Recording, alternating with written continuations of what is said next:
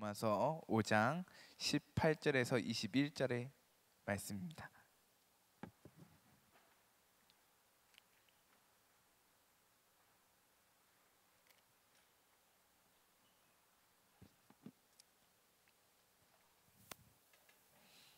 로마서 5장 18절에서 21절 말씀을 제가 한 절, 여러분이 한 절, 마지막 절은 같이 읽겠습니다. 그런즉 한 범죄로 많은 사람이 정죄에 이른 것 같이 한 의로운 행위로 말미암아 많은 사람이 의롭다 하심을 받아 생명에 이르렀느니라.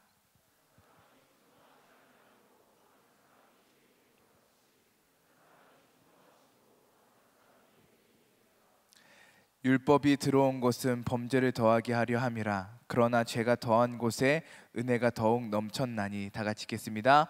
이는 죄가 사망 안에서 왕노릇한 것 같이 은혜도 또한 의로 말미암아 왕노릇하여 우리 주 예수 그리스도로 말미암아 영생에 이르게 하려 함이라.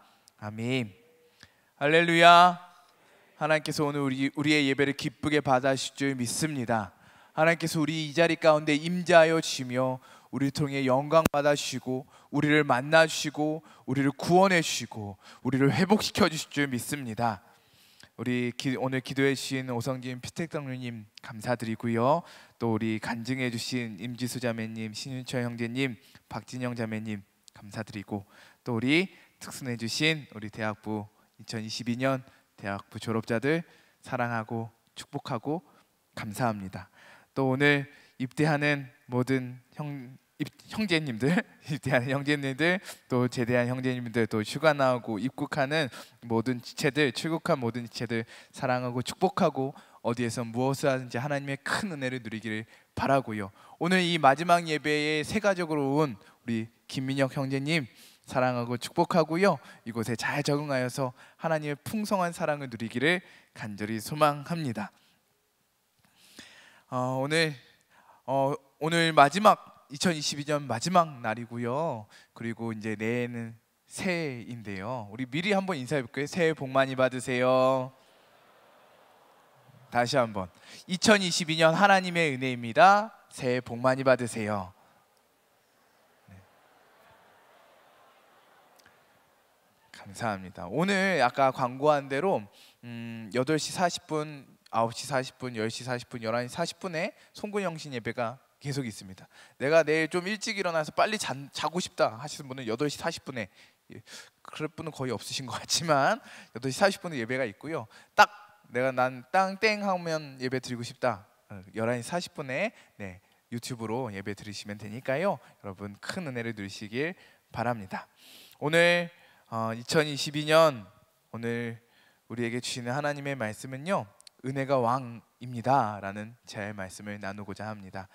예전에 몇 년 전에 원로 목사님께서 은혜는 왕이다 라는 제목으로 말씀을 전해주셨는데요, 저는 조금 높여서 은혜가 왕입니다 라는 말씀의 제목으로 여러분과 말씀을 나누고자 합니다. 많이들 사용하는 용어 중에 하드캐리 했다라는 말이 있습니다. 여러분 한 번씩 쓰시지 않습니까? 요즘 하드캐리 했다, 힘들고 어려운 상황 중에 하드캐리 했다, 캐리했다 라는 요즘 세대들이 많이 쓰는 말 같은데요, 원래는 게임 할 때 많이 쓰는 단어에서 시작했던 것 같습니다. 제 기억에는 롤이라는 게임이 나오면서 그때 이제 이 캐리했다라는 말도 그때 등장했던 것 같은데요, 끌다라는 뜻의 캐리는 승리를 이끄는 견인차 역할을 한다라고 해서 캐리한다라는 표현으로 많이 쓰였죠. 그리고 그것을 좀 더 강조하다 보니 하드 캐리했다라는 말까지 변화되게 되었고요.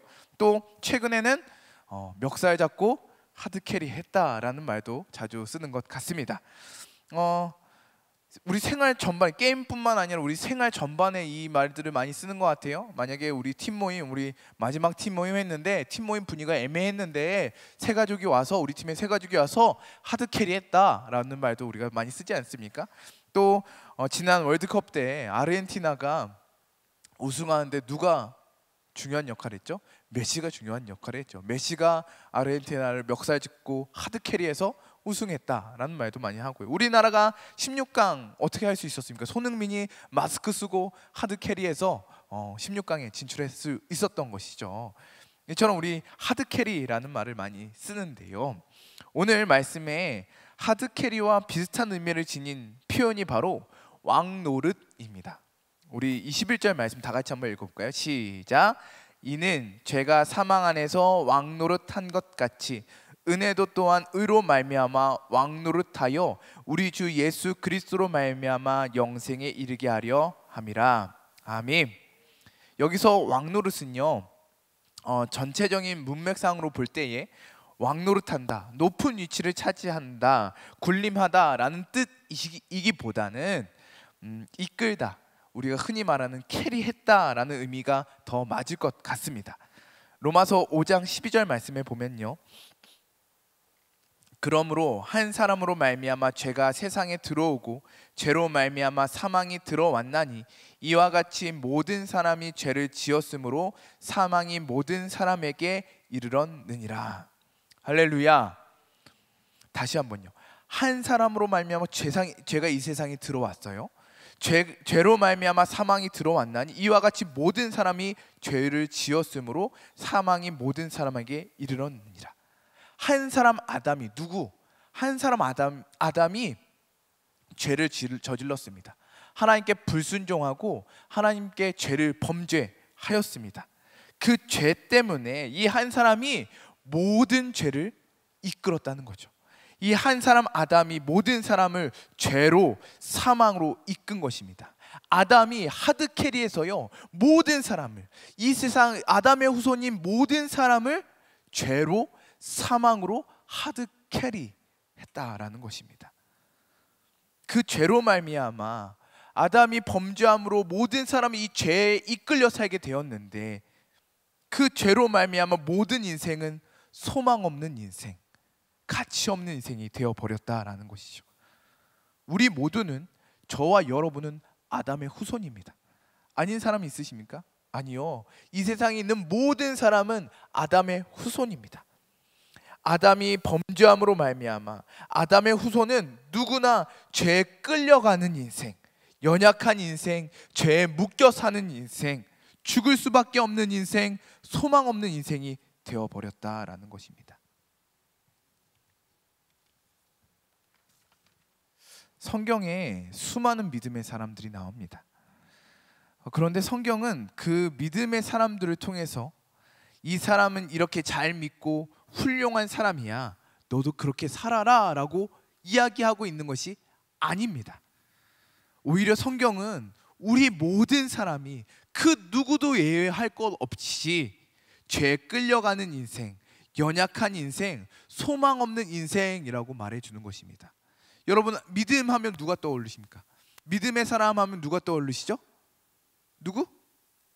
크게? 감사합니다. 역시 졸업자는 다릅니다. 졸업할 자격이 있습니다. 아브라함, 믿음하면 아브라함 아니겠습니까?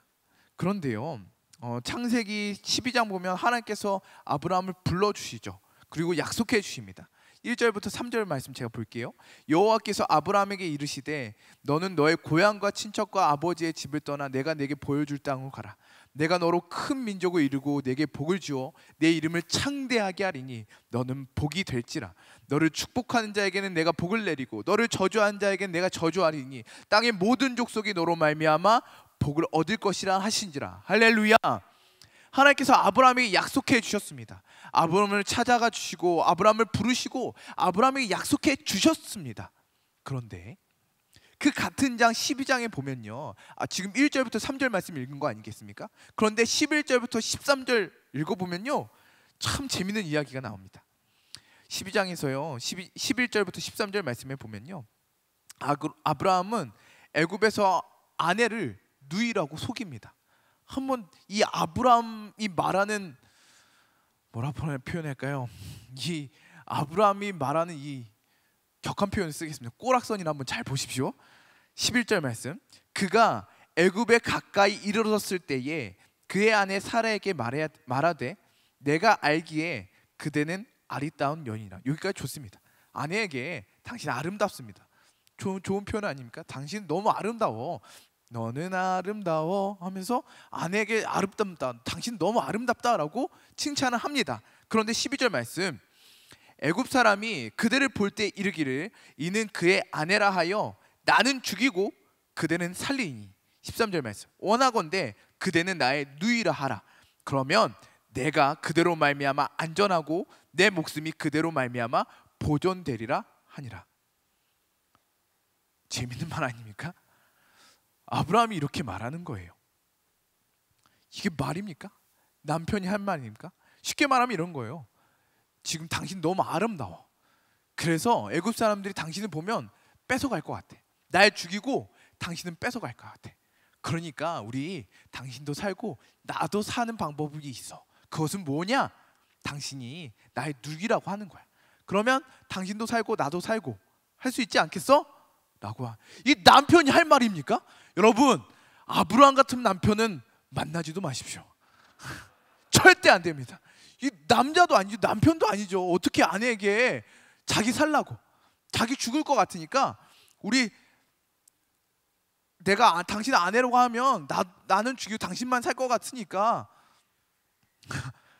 누이라고 속이고 너도 살고 나도 살자라는 말 아니겠습니까? 절대 안 됩니다. 아브라함이요 이렇게 비겁합니다. 그래서요 바로에게 아내를 보냅니다. 아내로 보내는 것입니다. 이 남편이 할 짓이 아니죠. 믿음의 사람이라고 할 수 있겠습니까?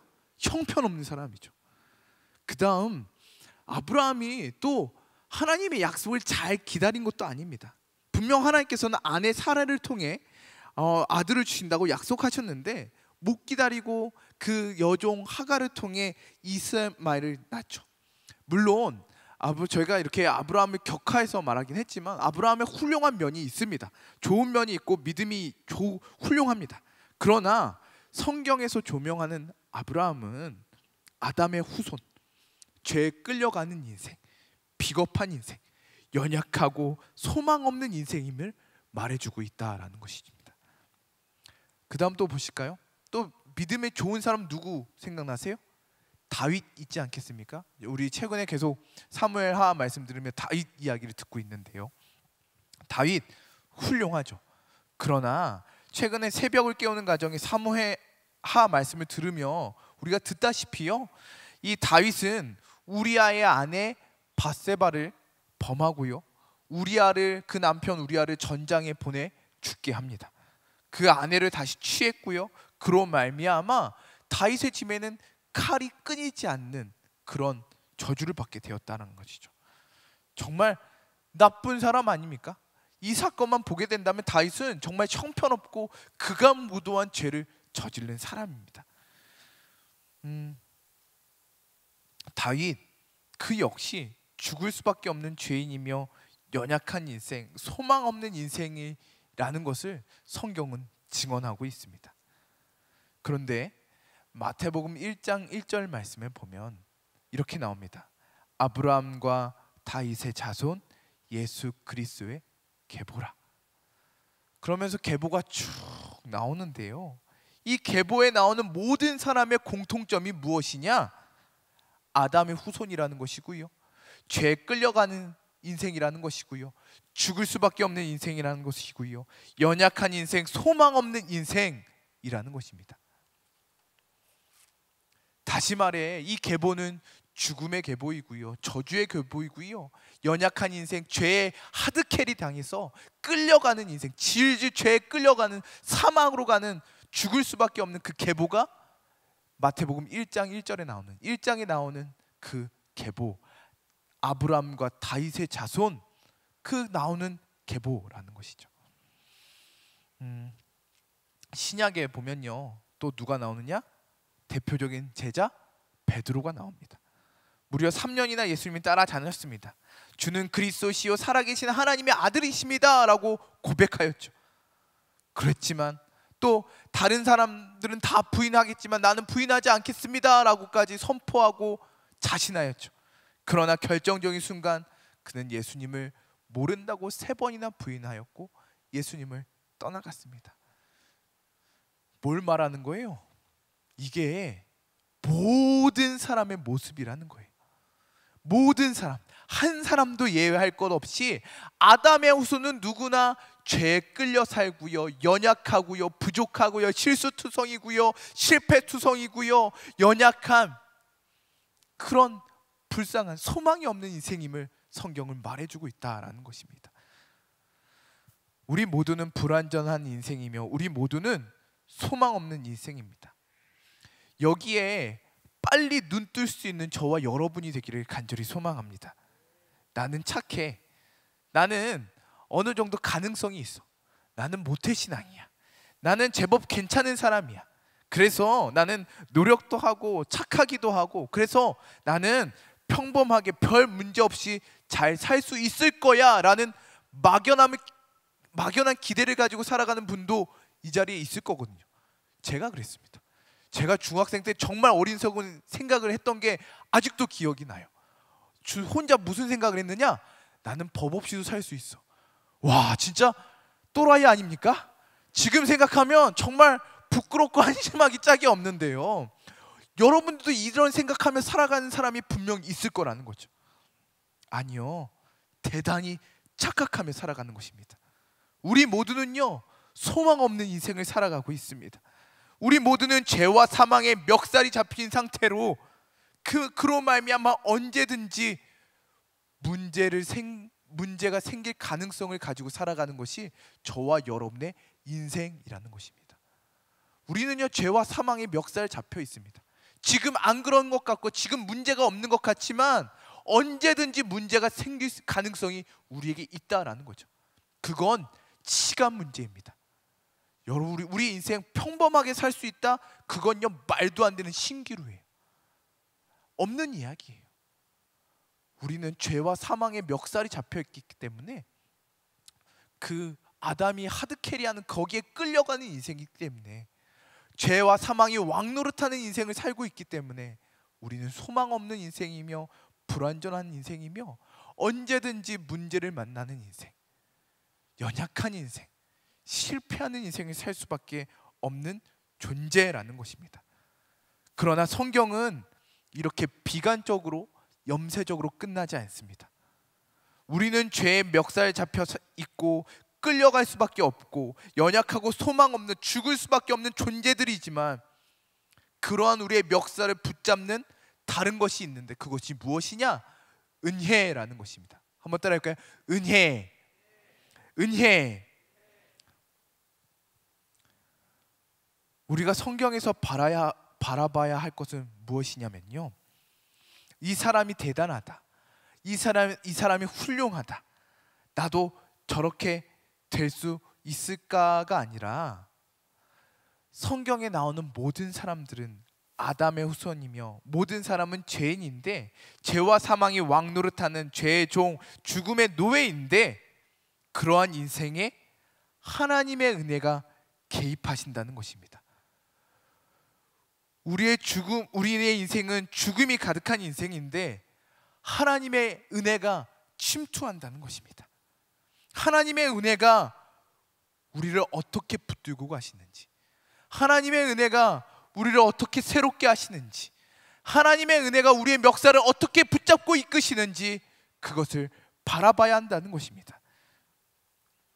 다시요, 아브라함을 다시 볼게요. 아브라함은 그렇게 비겁하고 모질인 그의 인생이었는데요, 그의 삶 가운데에 하나님께서 어떻게 일하시냐, 어떤 은혜를 주고 계신지 우리는 주목해서 바라봐야 합니다. 그의 어떠한 대단함이 아니라 그의 부족하고 연약한 인생이었지만 하나님께서 그에게 끊임없는 은혜를 주십니다. 할렐루야. 하나님께서 그의 인생 가운데 끊임없이 개입하고 계십니다.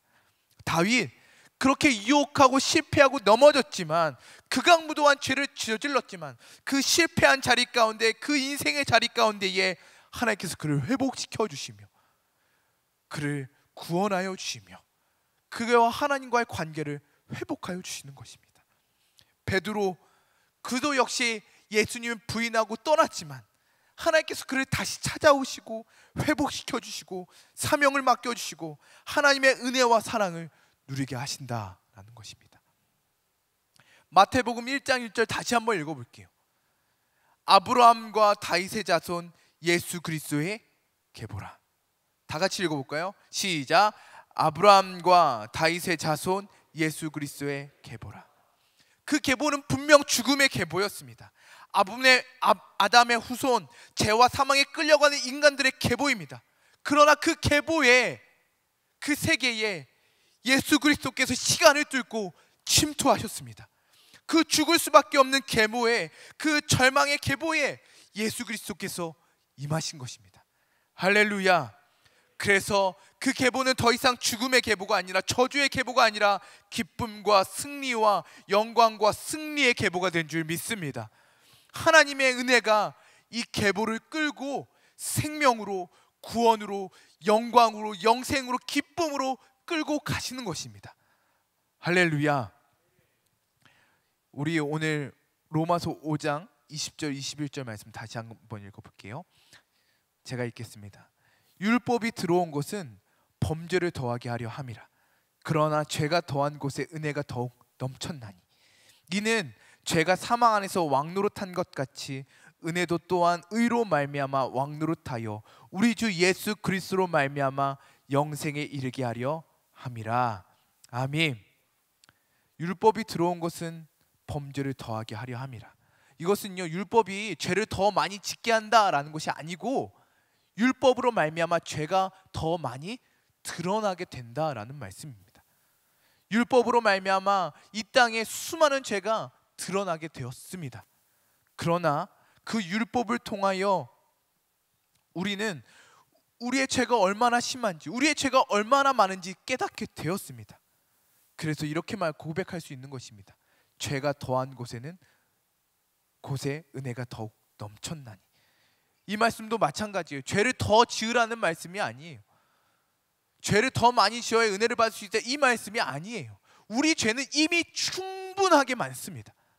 그러나 그 죄를 깨달을수록, 우리의 죄가 얼마나 많은지, 우리의 죄가 얼마나 심한지 그것을 많이 깨달을수록 하나님의 은혜가 더욱더 풍성하게 임하게 된다라는 말씀입니다. 우리가 얼마나 큰 죄인지 깨달을 때에 더욱 우리를 강력하게 이끌고 가시는 하나님의 은혜를 만나게 될 줄 믿습니다. 은혜가 왕입니다. 은혜가 왕입니다. 한번 따라해볼까요? 은혜가 왕입니다. 은혜가 왕입니다. 하나님의 은혜에 끌려가는 인생이 되어야 합니다. 우리는 더 이상 죄에 끌려가는 인생이 아니라, 죽음에 끌려가는 인생이 아니라, 우리는 하나님의 은혜에 끌려가는 인생이 되어야 할 줄 믿습니다. 죄가 우리를 끌고 가려고 할 때가 많죠. 죄가 우리를 유혹할 때가 많을 것입니다. 그러나 그럴수록 하나님의 은혜에 붙잡힌 인생이 되기를 바랍니다. 하나님의 은혜에 끌려가는 인생이 되기를 바랍니다. 하나님의 은혜는 언제나 우리를 찾아오십니다. 다른 종교는 다 인간이 찾아가는 종교입니다.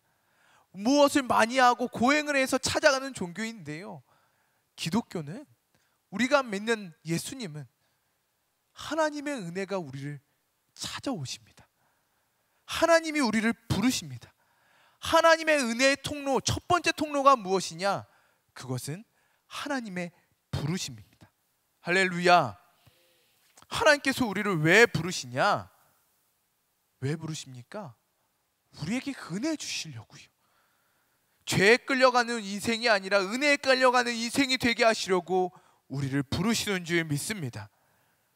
하나님께서 아브라함을 왜 부르시냐면, 그렇게 비겁하고 그렇게 죄에 끌려갈 수밖에 없는 연약한 인생이었는데, 하나님께서 그에게 은혜를 주시려고, 그에게 생명을 주시려고, 그에게 구원을 주시려고, 그에게 복을 주시려고 하나님께서 그를 부르시는 것입니다. 하나님께서 다윗을 왜 부르시느냐? 목동인 다윗을 왜 부르시느냐? 넌 훌륭한 왕이 될 거야 라고 해서 왕으로 부르시는 게 아니고요, 그에게 은혜를 주시려고, 그에게 은혜를 주시려고, 은혜로 그의 인생을 끌어가시려고 그를 부르셨다라는 것입니다. 범죄한 다윗을 왜 다시 부르십니까? 왜 죄를 다시 깨닫게 하시고 선지자를 통해 회개하게 하십니까? 그를 회복시켜 주시고 구원하시기 위해서 하나님은 범죄한 다윗을 그럼에도 불구하고 다시 불러주신다라는 것이죠. 하나님께서 베드로를 부르십니다. 그 실패한 베드로를, 그렇게 3년이나 예수님 따라다녔지만 부인한, 예수님 배신한 베드로를 예수님께서 다시 불러주십니다. 예수님께서 베드로에게 말씀하시죠. 내가 나를 사랑하느냐? 내가 나를 사랑하느냐? 예수님께서 정말 궁금해서 부르신 것이 아니라 그를 회복시키시려고, 그를 구원하시려고 베드로를 부르시는 것입니다. 그 부르심으로 베드로를 회복시켜 주시는 것이죠. 하나님의 부르심은 은혜의 시작입니다. 한번 따라할게요. 하나님의 부르심은 은혜의 시작입니다. 하나님께서 우리를 대학부로 불러주셨습니다. 저와 여러분을 대학부에 불러주셨습니다. 하나님께서 저를 20대, 아까 얘기한 대로 20대만 불러주신 줄 알았는데 30대 때도 불러주셨습니다. 왜일까? 저 같은 사람을 왜 불러주셨을까? 저는 믿습니다. 은혜 주시려고 부르신 것입니다. 저를 만나 주시려고 부르신 것입니다. 저를 구원해 주시려고.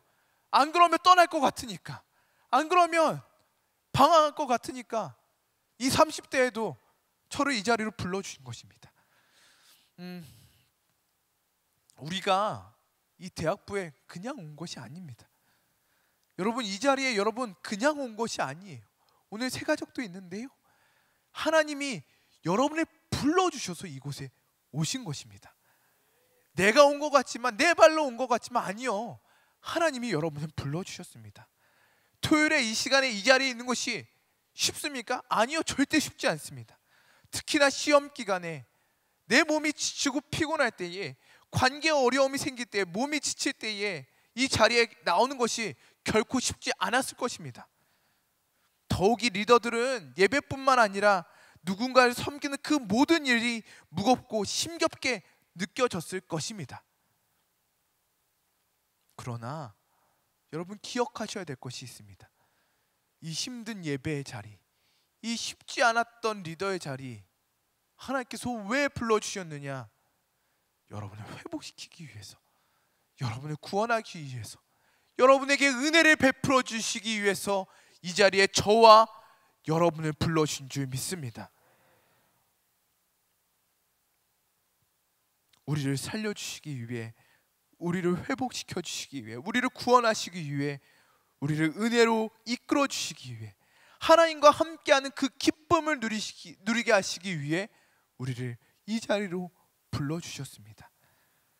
우리 하나님의 부르심 후렴 잠깐 불러볼까요? 날 부르신 뜻, 날 부르신 뜻, 내 생각보다 크고 날 향한 계획, 나의 지혜로 증량 못하나 가장 좋은 길로, 가장 완전한 길로 오늘도 날 이끄심 있네. 날 부르신 뜻, 날 부르신 뜻, 내 생각보다 크고 날 향한 계획, 나의 지혜로 증량 못하나 가장 좋은 길로, 가장 완전한 길로 오늘도 날 이끄심 있네. 날 부르신 뜻, 내 생각보다 크고 날 향한 계획, 나의 지혜로 측량 못하나 가장 좋은 길로, 가장 완전한 길로 오늘도 날 이끄심 믿네. 하나님께서 여러분을 부르실 때에 여러분을 부르시는 하나님의 마음을 알기를 바랍니다.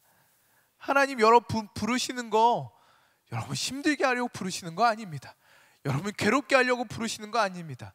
하나님께서 여러분 일 시켜 먹으려고, 이 자리에 머리수 채우려고 여러분 부르시는 것 아닙니다. 여러분을 구원하시고 여러분을 회복하시고 여러분에게 복을 주시고 여러분에게 은혜 주시기 위해서 여러분을 부르신 줄 믿습니다. 그 하나님의 부르심 가운데에 은혜에 끌려가는, 은혜가 왕되는 여러분의 인생이 되기를 간절히 소망합니다. 하나님의 은혜의 또 다른 통로는 우리의 약함, 우리의 빈틈입니다. 하나님의 은혜는 아이러니하게도 우리의 상처, 우리의 약함이라는 그 빈틈을 통해 들어오는 것입니다. 고린도후서 12장 7절에서 10절 말씀입니다.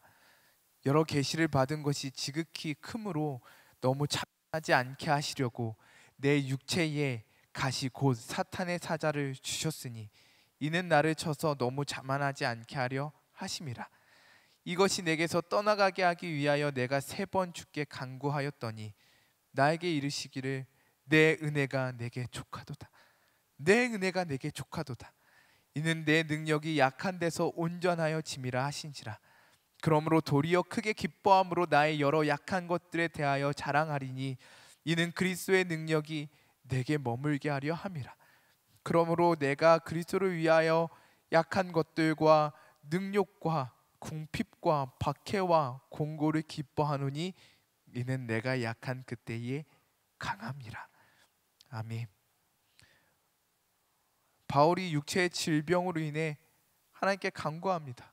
하나님 고쳐주세요. 하나님 회복시켜주세요. 그때 하나님의 응답이 응합니다. 내 은혜가 너에게 족하도다. 내 은혜가 너에게 충분해. 다른 말로 하면요, 그게 은혜라는 거예요. 그거 은혜야. 그 질병, 그 약함, 그 부족함, 그 상처, 그 한계, 그게 너에게 은혜야. 그 약함이 너를 자만하지 않게 하는 거고, 그 약함이 하나님의 능력의 통로고, 그 약함이, 그 약함 때문에 하나님의 은혜가 너에게 머무는 거야 라고 하나님께서 응답하시는 것이죠.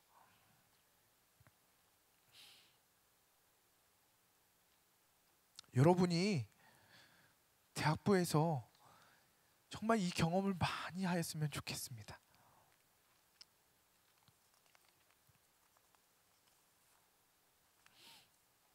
내가, 우리 졸업자들 많은데요, 내가 대학부에서 뭐 했다, 내가 대학부에서 얼마나 많이 일했다, 잘했다, 내가 팀장했다, 내가 회장했다, 그거는요 하나도 안 남아요.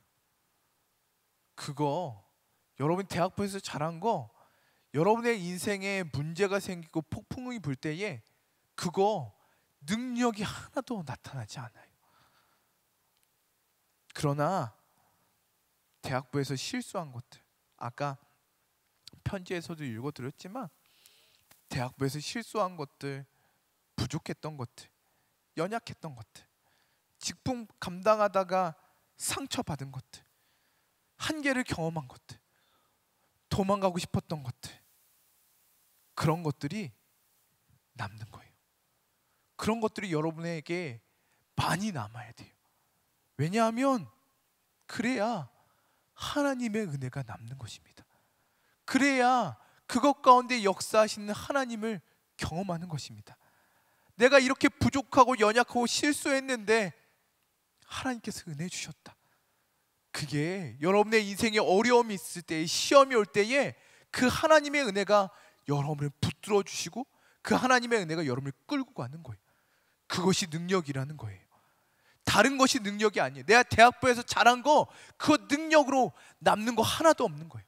내 부족한 것들, 내 실수한 것들, 내 상처들, 거기에 하나님의 은혜가 임하는 거거든요. 그 은혜가 여러분을 붙들고 가는 거예요. 저희 교육자들 다 대학부 출신들인데, 어디 계시면 여기 다 대학부 출신들인데, 얘기하다 보면 대학부 때 실수한 것들을 많이 이야기합니다. 내가 하지 말았어야 될 말들, 내 부족했던 것들, 내 부족한 성품들, 상처받았던 것들, 이불킥하고 싶었던 것들, 그런데 다 동일하게 고백하기는 거기에 하나님의 은혜가 있었고, 그렇게 부족하고 아무것도 아닌 우리를 하나님께서 이렇게 은혜 주셔서 주의 종으로 삼아 주셨다라는 것이 우리들의 고백입니다. 그 하나님의 은혜가 지금도 우리를 붙들어 주고 계시는 것이죠. 여러분, 올 한 해를 돌아봅시다. 상처 받으셨습니까? 실수하셨습니까? 실패하셨습니까? 부족하셨습니까? 도망가고 싶으셨습니까? 어려우셨습니까? 지치셨습니까? 눈물 나십니까? 잘하신 것입니다. 잘하신 것입니다. 거기에 하나님의 은혜가 임합니다. 거기에 하나님의 은혜가 임합니다. 그것을 통해 하나님의 은혜가 내 삶에 머물게 되는 것이고요, 그 하나님의 은혜가 우리의 인생을 끌고 가게 되는 줄 믿습니다. 오늘 우리 간증자들 동행한 동일한 고백이 무엇입니까? 나의 부족함이, 나의 상처가, 나의 실패가, 나의 한계가 은혜였습니다 라는 고백 아니었습니까? 앞으로 우리 대학부의 이 고백이 끊임없이 이어지길 바랍니다. 우리 뒤돌아보면 부족하고 연약한 것뿐이었는데 하나님의 은혜가 우리를 살려주십니다.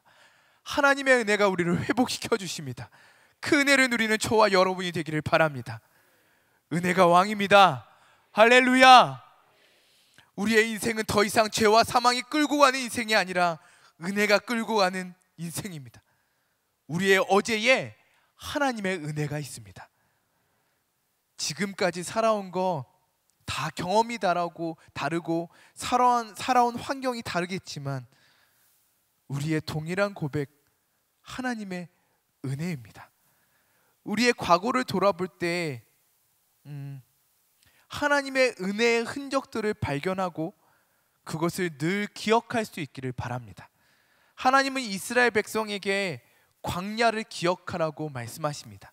신명기 8장 2절 말씀, 내 하나님 여호와께서 이 40년 동안에 내게 광야 길을 걷게 하신 것을 기억하라. 기억하라. 이는 너를 낮추시며 너를 시험하사 내 마음이 어떠한지 그 명령을 지키는지 지키지 않는지 알려 하심이라. 그들에게, 이스라엘 백성들에게 광야가 분명히 힘든 기억일 것입니다. 목마르고 배고픈 기억이었을 것입니다. 그러나 하나님의 관점에서 보면 그 광야도, 그 광야에서 지켜주시고 먹여주시고 입혀주시고 구름 기둥과 불 기둥으로 인도하여 주시고, 그 광야가 그냥 춥고 배고프고 힘든 광야가 아니라 하나님의 따뜻한 품처럼 느껴지고 기억된다라는 것입니다. 우리의 과거를 볼 때 내 관점에서만 보면요, 그것은 힘든 기억이었고 아픈 기억이었고 상처였고 어두움이었지만, 다시 그 과거로 돌아볼 때에 하나님의 관점에서 바라보면요, 거기에 분명히 하나님의 은혜가 있습니다. 그 하나님의 은혜가, 나의 과거 가운데 그 하나님의 은혜가 우리를 붙들어 주셨고 우리를 살려주셨고 우리를 회복시켜 주셨습니다. 그 하나님의 은혜를 발견하고 하나님의 은혜를 기억할 수 있는 저와 여러분이 되기를 바랍니다. 우리의 오늘의 하늘에 하나님의 은혜가 있습니다. 오늘 우리를 붙드시는 하나님의 은혜를 찾아내야 합니다. 눈 크게 뜨고 찾아내야 합니다. 은혜처럼 보이지 않는 것들이 많습니다. 그러나 거기에 반드시 하나님의 은혜가 있습니다. 우리의 가정, 우리의 학교, 우리의 팀, 우리의 그룹, 나의 상황, 이게 뭐가 은혜야? 라고 할 수 있지만 그때마다 기도하십시오. 하나님, 은혜를 볼 수 있는 눈을 우리에게 허락하여 주시옵소서. 오늘도 풍성한 주의 은혜를 보게 하여 주시옵소서. 오늘 하나님의 은혜가 우리를 이끌어 주십니다. 우리의 가정 가운데, 우리의 상황 가운데, 우리의 학교 가운데에, 우리의 직장 가운데에, 우리의 관계 가운데에 분명히 하나님의 은혜가 있습니다. 그 하나님이 우리를 지켜주시고, 그 하나님의 은혜가 우리를 위로하여 주시며 용기를 주시고 회복시켜 주시고 지켜주시고, 오늘도 그 하나님의 은혜가 우리의 옆에 계신 줄 믿습니다. 그 은혜로 하루하루 살아가는 저와 여러분이 되기를 바랍니다. 또한 우리의 내일에 하나님의 은혜가 있습니다. 21절 말씀 다시 한번 읽어볼게요. 마지막으로 힘차게 읽겠습니다. 시작. 이는 죄가 사망 안에서 왕노릇한 것 같이 은혜도 또한 의로 말미암아 왕노릇하여 우리 주 예수 그리스도로 말미암아 영생에 이르게 하려 함이라. 아멘. 죄는 우리를 죽음으로 이끌어 갑니다. 그러나 은혜는, 하나님의 은혜는 우리를 영원한 생명으로 이끌어가게 하신 줄 믿습니다. 영원한 생명은, 영생은 하나님과 그 아들을 아는 것입니다. 그 하나님을 사랑하고 그 하나님의 사랑을 받고 그 하나님과 영원토록 교제하는 것, 그 하나님과 충만한 사랑을 누리는 것, 그것이 바로 영생입니다. 오늘도 하나님의 은혜는 우리의 멱살을 잡고 우리를 붙들어 주시고 어디로 이끌어 주시느냐? 영원한 생명, 하나님과의 풍성한 관계, 영원한 생명, 영원한 기쁨, 영원한 사랑으로 우리를 이끌어 가신 줄 믿습니다. 내년 2023년 표가 뭐예요? 은혜의 때가 이르게 하소서. 따라할게요. 은혜의 때가 이르게 하소서. 하나님의 은혜의 때가 여러분에게 임할 것입니다. 하나님의 은혜의 때가 우리를 붙들어 주실 것입니다. 그러니 염려하지 마시기 바랍니다. 그러니 걱정하지 마시기 바랍니다. 가장 좋은 것은요, 내가 애쓰고 수고하고 내가 걱정하고 염려해서 오는 것이 아니라 가장 좋은 것은 하나님의 은혜로 임하는 것입니다. 우리의 인생은 원래 소망 없는 인생이었지만 그 은혜가, 하나님의 은혜가 우리의 인생을 아름답게, 가치 있게, 소망 있는 인생으로, 영원한 인생으로 이끌어 가실 줄 믿습니다. 그 은혜에 붙잡힌 바 되어서 그 은혜에 끌려가는, 그 은혜가 왕되는 복된 인생, 아름다운 인생, 영원한 인생, 소망 있는 인생, 귀한 인생이 되기를 간절히 소망합니다. 함께 찬양하겠습니다.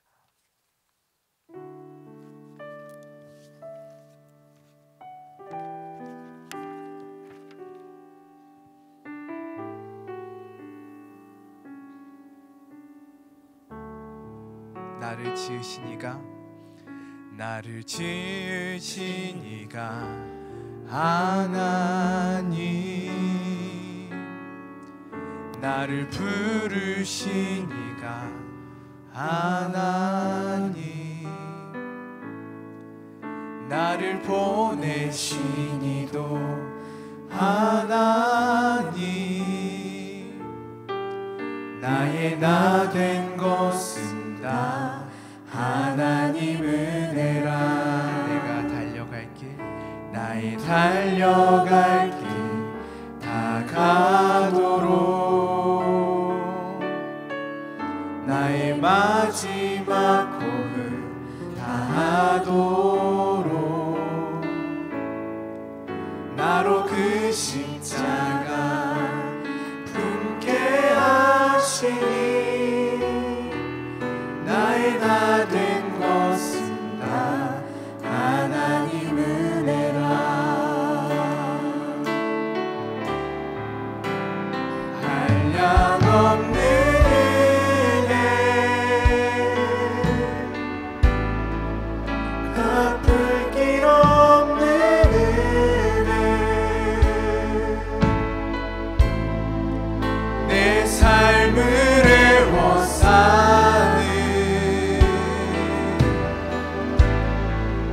하나님의 은혜,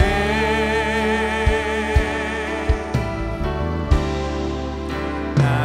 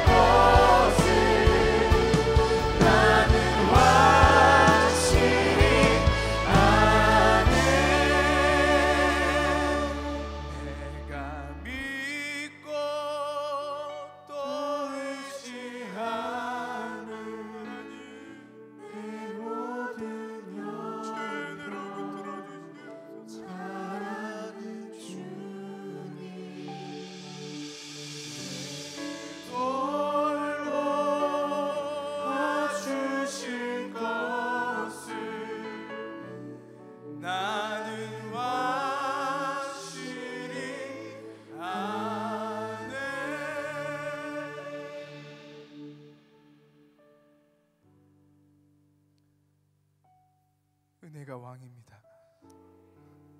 은혜가 우리를 붙들어 주십니다. 우리는 늘 넘어지는 인생이고 소망 없는 인생이고 죄에 끌려가는 인생이지만 주의 은혜가 우리를 붙들어 주십니다. 이 시간 함께 기도할 때에 하나님 우리의 평생 은혜에 끌려가는 인생 되게 하여 주시옵소서. 은혜에 붙잡힌 바된 인생 되게 하여 주시옵소서.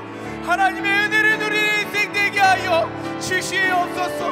오직 주의 은혜로 살아가는 인생 되게 하여 주시옵소서. 우리 주여 세 번을 주여 기도합니다. 주여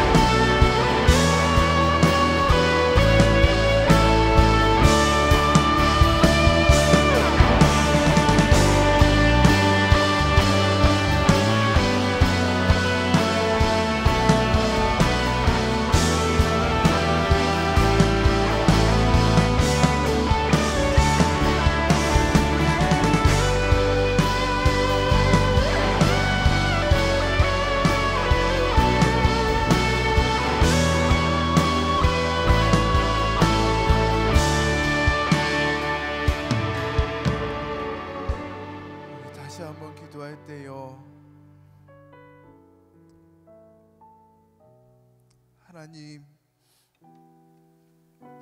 나의 아픔과 나의 상처와 나의 이 빈틈에 나의 약함에 하나님의 은혜가 머물게 하여 주시옵소서. 이것이 하나님의 은혜가 되게 하여 주시옵소서. 오늘 내가 흘리는 눈물이 하나님의 은혜가 되게 하여 주시옵소서. 나의 단점이, 나의 상처가, 나의 약점이, 나의 부족함이, 나의 없음이 자랑되게 하여 주시고 하나님의 은혜가 되게 하여 주시옵소서. 우리의 상처를 들고 우리의 약함을 들고 하나님의 은혜를 붙들며 우리 함께 기도하겠습니다. 주여,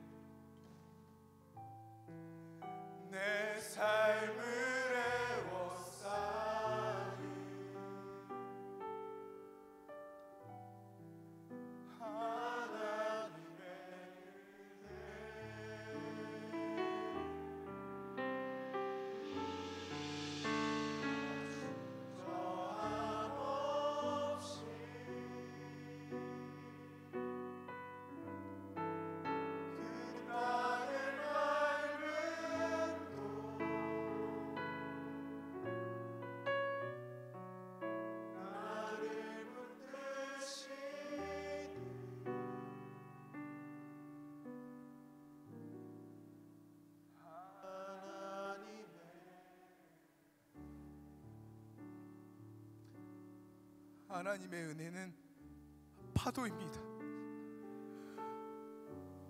하나님의 은혜는 과거에도 우리에게 끊임없이 몰아쳤고요, 지금도 하나님의 은혜는 우리를 향해 끊임없이 찾아오시고요, 앞으로도 영원히 하나님의 은혜는 우리를 찾아오실 줄 믿습니다.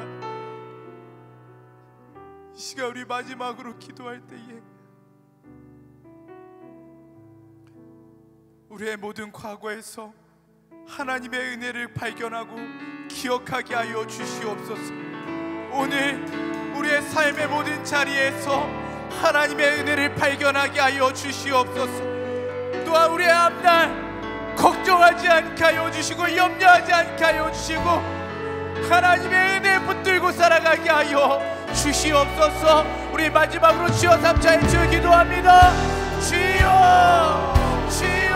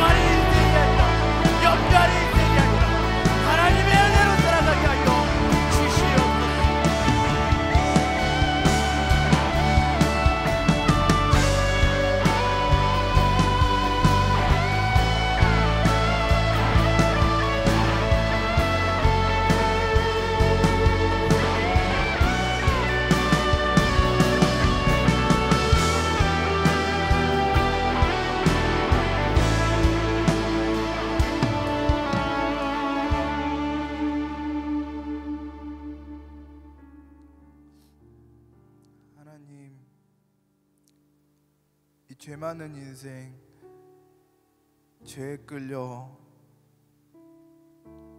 저주받고 죽을 수밖에 없는 이 비참한 인생, 소망 없는 이 인생, 하나님의 은혜로 우리를 붙들어 주시고 우리를 불러 주시고 이 자리에 있게 하시니 감사드립니다.